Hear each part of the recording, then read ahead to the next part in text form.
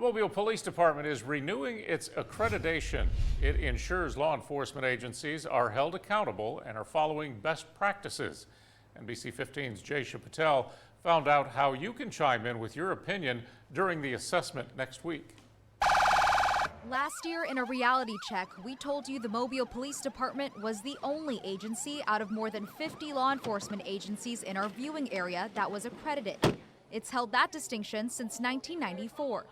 After George Floyd's death, former President Donald Trump signed an executive order that called on law enforcement agencies to become accredited if they wanted to receive federal funding. It's a process that we do every 4 years where they come through and they look at all of our policies, practices, procedures, and they have a bunch of standards, about 459 standards that they lay out that we have to meet each year. If a law enforcement agency meets those standards, they receive accreditation, but it's a lengthy process.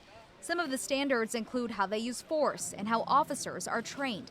Police brutality took center stage last year, which is why CALEA has even changed its standards. Reference to chokeholds, a duty to intervene, stuff like that. So yeah, there are some things that are new and relevant to the environment that's been going on. CALEA checks in with MPD over the course of 4 years to make sure it's following the best practices. Next week, the official reaccreditation assessment starts. This process also allows input from the Mobile community. Next week, you can call in Tuesday, March 16th from 3 to 5 p.m. and you'll have 5 minutes to speak to CALEA assessors giving your take on the department, good or bad. We encourage people to call and speak to the assessors and pass along whatever information they feel important enough to pass along to CALEA. Jaysha Patel, NBC 15 News.